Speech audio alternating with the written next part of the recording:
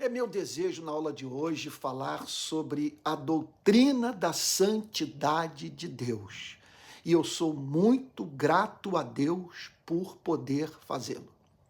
Não há tema mais fascinante nas Sagradas Escrituras do que o tema da santidade de Deus. O que significa dizer que Deus é santo? Em primeiro lugar, significa afirmar que Deus é absolutamente separado de tudo. Ele é diferente de tudo o que criou. Então, santo tem a ver com a sua majestosa transcendência, a sua augusta superioridade, em razão da qual ele é digno de toda honra, de todo louvor, de toda adoração, de toda reverência. O segundo significado da palavra santo é mais de natureza moral. Então, falar que Deus é santo significa enfatizar o fato de que suas ações são puras e justas. Deus sempre faz aquilo que é justo. Portanto, há uma santidade de Deus interna e que se exterioriza nas suas obras de justiça. Então, ele é absolutamente santo, radicalmente separado de todo mal. E em razão dessa mesma santidade, ele é limitado nas suas ações, no exercício do seu governo soberano, porque ele não pode fazer nada que vá de encontro a essa natureza santa. Em razão da sua santidade, Deus é consistente consigo mesmo. Veja que não há nenhuma lei no universo a qual Deus tenha que se submeter, a fim de ser considerado santo. Veja só, o seu caráter é a lei do universo. Por ele ser santo, de maneira nenhuma ele pode negar-se a si mesmo. Por ele ser santo, ele faz o que faz por amor do seu nome. Então, ele nos trata com graça, ele é fiel às alianças que faz conosco, não apenas por amor a nós, mas por amor ao seu santo nome. Ele se revelou a você e a mim como um Deus leal, como um Deus justo, compassivo, paciente, misericordioso. E ele, portanto, nessa relação com as criaturas racionais que ele formou para a glória do seu nome, em tudo evidencia que ele é santo, santo, santo. Quer dizer, em tudo ele demonstra zelo em mostrar para as suas criaturas racionais que ele age de acordo com aquilo que ele revelou. Bom, veja só, nós somente cremos nele e o amamos porque ele é santo. Veja, os seus atributos naturais, sua autoexistência, sua infinidade, que alguns teólogos chamam de atributos incomunicáveis, sua unicidade, sua imutabilidade. É claro, cada atributo desse é de tirar o fôlego. Quando vistos numa mesma pessoa, são de nos levar a cair de joelhos. Mas o que nos faz chorar de gratidão, de encanto, de louvor, é o fato de que ele é imutável em santidade e não em perversidade, em crueldade, em maldade. Sabe? Quer dizer, ele dizer que ele é infinito significa declarar que ele é onisciente, porque a infinidade de Deus qualifica todos os seus atributos. Ele é infinito no seu ser e nos seus atributos. Então, dizer que ele é infinito em conhecimento significa considerá-lo, conforme vimos numa aula recente, que ele é onisciente. Agora, é uma onisciência que usa do conhecimento para a prática do que é santo. Nós não amaríamos a Deus pelo simples fato dele ser onisciente, onipresente, onipotente. Nós o amamos porque a sua presença é uma presença bendita, que nos faz bem. Nós o amamos porque ele usa do seu conhecimento para a prática do que é justo. Nós o amamos porque esse poder é regulado pelo seu amor. Então, a conversão só é consumada quando nós temos uma experiência estética com Deus. Quando nós o contemplamos na sua beleza. E essa beleza é a beleza dos seus atributos morais. Nós só o amamos porque ele é santo. Veja só, essa, portanto, é a causa da nossa adoração, mas também o fundamento da nossa conversão. Ora, a palavra de Deus é pregada para nós. Ela é anunciada. E quantos que podem dizer que só se converteram depois de terem lido todas as obras de apologéticas, ou as obras de apologéticas mais conhecidas? A palavra é pregada e o que acontece invariavelmente é que só depois que nós somos levados à fé é que nós saímos em busca de conhecimento. O que ocorre é que nós recebemos um conhecimento básico que desperta em nós fome e sede de mais conhecimento. Mas o que faz com que esse conhecimento básico nos leve a entregar a nossa vida a Cristo? Não há mínima dúvida que é em razão da santidade de Deus manifestada no Evangelho, no plano de salvação, na pessoa de Cristo. Nós olhamos para Cristo, olhamos para o Evangelho, olhamos para o plano da salvação e dizemos, isso é absolutamente lindo. E é lindo porque é santo. Esse que é o ponto. E não apenas isso.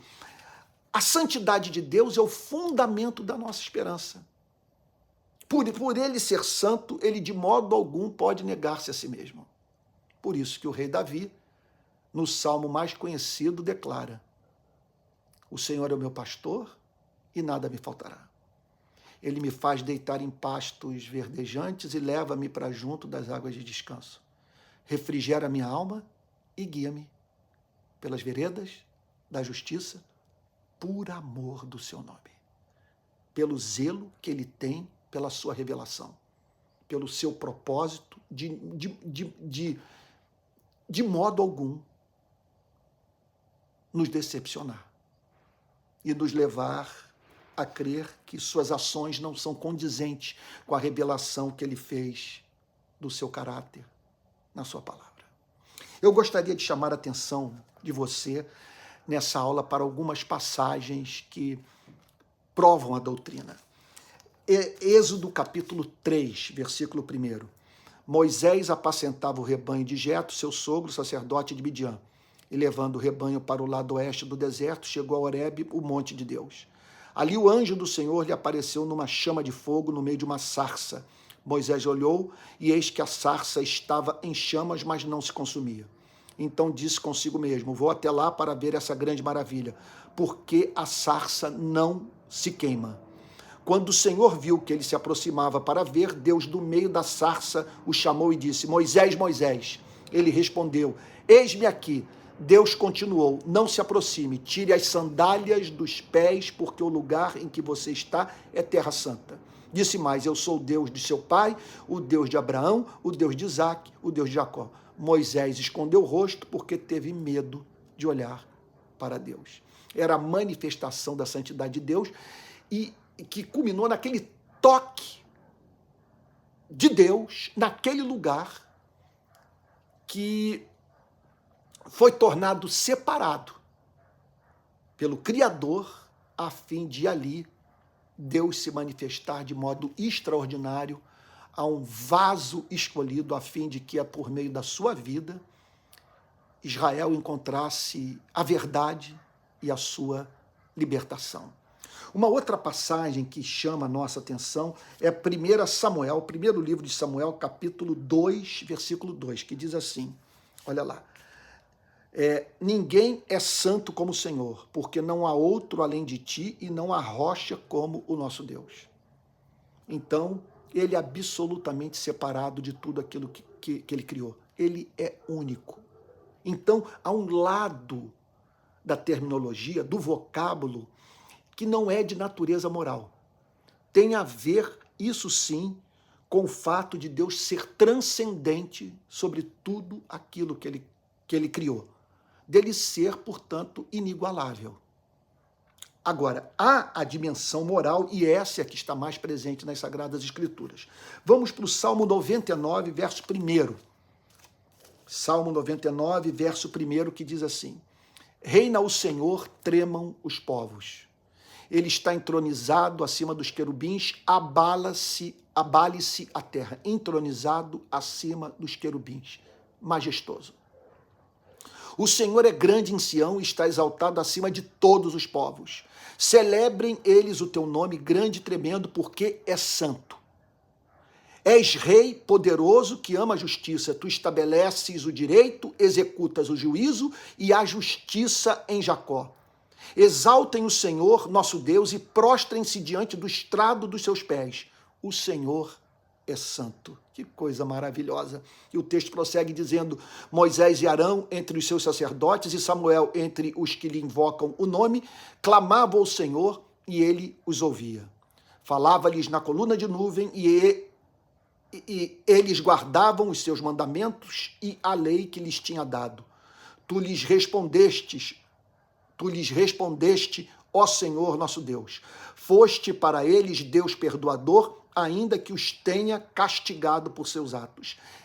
E aí o Salmo termina dizendo, exaltem o Senhor nosso Deus, prostrem-se diante do seu santo monte, porque santo é o Senhor nosso Deus. Me parece que nesse Salmo os dois aspectos da santidade de Deus estão manifestados.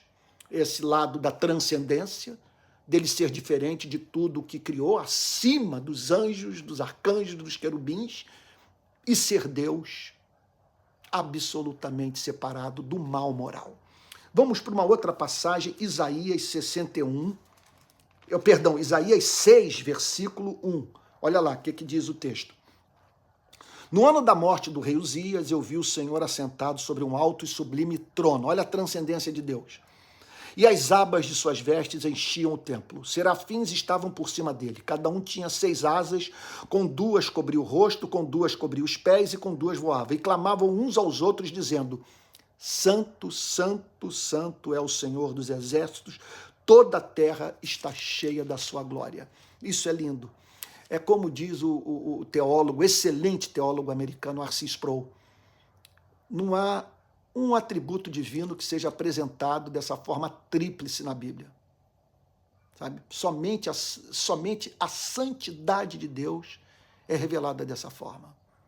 Porque esse é um atributo central para que o temamos e, ao mesmo tempo, para que o amemos. E o texto prossegue dizendo assim, os umbrais das portas se moveram com a voz do que clamava e o templo se encheu de fumaça. Então eu disse, ai de mim, estou perdido, porque sou homem de lábios impuros e habito no meio de um povo de lábios impuros e os meus olhos viram rei, o Senhor dos exércitos. Sempre entra em agonia moral aquele que tem um contato íntimo com Deus Santo. Porque esse se vê. E é levado, sendo assim, a experiência do arrependimento quando esse encontro é mediado pela graça salvadora, pela graça especial. Então disse eu, ai de mim, estou perdido, porque sou homem de lábios impuros, habito no meio de um povo de lábios impuros, e os meus olhos viram o rei, o Senhor dos exércitos. Então um dos serafins voou para mim, trazendo na mão uma brasa viva, que havia tirado do altar com uma pinça. Eu me lembro de um hino pentecostal que diz assim, como é que é, meu Deus? Fala do profeta. O profeta de Deus se aproximando considera-se um pecador. Mas o fogo santo, o queimando, o torna puro para o seu Senhor. Essa é a grande verdade. Ele é santo e justamente por ser santo ele é doce, misericordioso, perdoador. E há uma outra passagem, diz Apocalipse capítulo 4, que nos ajuda também a entender a doutrina. Apocalipse capítulo 4, verso 1. Depois destas coisas olhei e eis que havia uma porta no céu. E a primeira voz que ouvi, que era como de trombeta, ao falar comigo, disse: suba até aqui e eu lhe mostrarei o que deve acontecer depois destas coisas. Imediatamente eu me achei no espírito e eis que havia um trono armado no céu e alguém estava sentado no trono. No verso 4 diz assim, 24 anciãos estavam assentados nos tronos. Quer dizer, ao redor do trono havia também 24 tronos, e neles estavam sentados 24 anciãos vestidos de branco e com coroas de ouro na cabeça. Do trono saíam relâmpagos, vozes e trovões, e diante do trono estavam acesas 7 tochas de fogo, que são os 7 Espíritos de Deus. No versículo 6 está escrito: 4 seres viventes, cheios de olhos por diante e por detrás. Aí no versículo 8, e 4 seres viventes, tendo cada um deles respectivamente 6 asas, estavam cheios de olhos ao redor e por dentro. Não tinham descanso nem de dia nem de noite, proclamando. Olha o conteúdo da adoração no céu. Santo, santo é o Senhor Deus, o Todo-Poderoso, aquele que era, que é e que há de vir. Sempre que esses seres viventes davam glória, honra e ações de graças ao que está sentado no trono, você está vendo o motivo da adoração? Não é que ele é imutável, ele é eterno, ele é onipotente, onipresente, onisciente, autoexistente, único. É que ele, além de tudo isso, é santo, absolutamente separado do pecado. Então, sempre que esses seres viventes davam glória, honra e ações de graças ao que está sentado no trono, ao que vive para todo sempre, os 24 anciãos se prostravam diante daquele que está sentado no trono, adoravam o que vive para todo sempre e depositavam as suas coroas diante do trono, proclamando: Tu és digno, Senhor e Deus nosso, de receber a glória, a honra e o poder, porque criaste todas as coisas, por tua vontade elas vieram a existir e foram criadas. Então, por que somos cristãos? Porque não apenas conhecemos o Criador, nós conhecemos o Criador Santo. Nós o amamos e somente diante dele nos curvamos, porque ele é absolutamente diferente de tudo que criou. E perfeito em santidade, absolutamente separado do mal. Que Deus lhe conceda graça para você vê-lo como um Deus amado e o adorar na beleza da sua santidade. Somente nesse dia que você compreenderá por que Maria, irmã de Lázaro e de Marta, quebrou o vaso de alabastro com unguento, batizou os pés do Senhor Jesus com suas lágrimas de amor e os enxugou com seus cabelos. Essa deveria ser a maior ambição da sua vida. Conhecer a Deus e o adorar na beleza da sua santidade.